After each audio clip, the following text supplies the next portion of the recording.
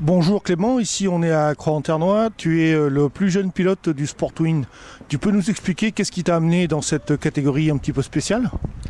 Alors ce qui est arrivé ici, en fin de compte, c'est des copains qui roulaient en 2010 à l'ouverture du Sportwing quand ça a été créé. Je cherchais une catégorie où aller pour progresser au maximum et où il y avait une bonne ambiance en même temps. Donc on m'a parlé du Sportwing, je suis venu et c'est vrai que l'ambiance est bonne. Il y a une bonne compétitivité et tout est là, quoi. En plus de ça, je crois que c'est une formule qui est extrêmement économique, qui est vraiment pas chère. Tu peux nous donner quelques détails s'il te plaît? Oui, c'est vrai, au niveau des engagements, c'est pas très cher. C'est comparé à ce qui se fait par rapport aux autres organisations, c'est très correct. Les motos, on peut rouler comme là avec une Kawa qui ne coûte pas très cher à l'achat ni à l'entretien. Donc ça permet pour des jeunes qui n'ont pas beaucoup de budget et qui veulent se faire une saison entière et pas quelques courses, qui permet de nous exprimer toute l'année sur la piste, quoi.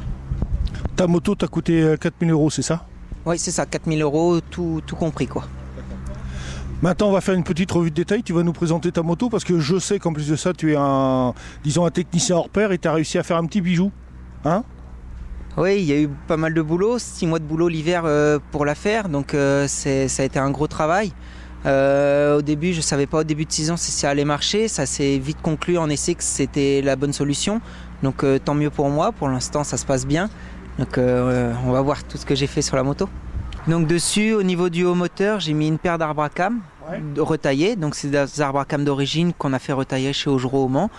Donc voilà, en vraiment prépa moteur, il n'y a que ça. Après, il y a donc la ligne d'échappement et le Power Commander pour recalculer le mélange air essence correctement. Donc effectivement, la ligne, c'est moi qui l'ai fait entièrement avec en tube inox.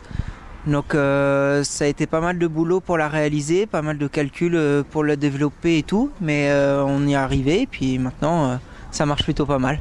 Donc c'est un bras oscillant de Kawasaki Versys, 650 Versys. C'est le modèle trail de l'ER6N en fin de compte. Donc en alu au lieu d'en acier d'origine, plus léger. Donc après les difficultés qu'on a eues en passant cette ligne là sur le côté, c'est le bac à batterie qui d'origine est à la place de la ligne d'échappement. Donc obligé de refaire un bac à batterie sur le côté, batterie au lithium parce qu'elle est inclinée. Après, ça a été pas mal de travail de soudure au niveau surtout du cadre et tout ça, quoi. Oui, donc au niveau de la boucle, donc oui, j'ai tout modifié, j'ai coupé le cadre directement, que ce soit aux accroches en haut et en bas, pour gagner du poids et faire la boucle avec la selle 225 RS que je voulais mettre. Donc fait pareil, sur mesure, pris du tube et c'est parti, soudure, on a fait une boucle. Donc j'ai mis la fourche et carrément même le train à vent complet d'une Yamaha R6 de 2003. Donc pareil pour de l'efficacité par rapport à le R6N d'origine, donc avec du réglage en compression, en détente, en précharge de ressort et aussi de poids, donc parce que sur le train avant complet j'ai gagné 2,5 kg également par rapport à l'origine. Efficacité en freinage comme on peut voir aussi, beaucoup plus efficace que les étriers d'origine de R6. Donc ça a été vraiment un gain global sur le train avant. Carénage de ZX10R de 2010, donc voilà, mis en place. Je trouvais que ça faisait joli sur la moto, il se mettait bien, il s'est bien adapté. Alors à peu près le train avant, il y en a pour 500 €, un carénage ça vaut 200 €, un bras oscillant ça vaut 150 €. C'est pas une fortune, quoi, c'est beaucoup de manœuvres. Maintenant, vu que j'ai tout fait moi-même, c'est ce qui a permis de réduire un peu les coûts, quoi.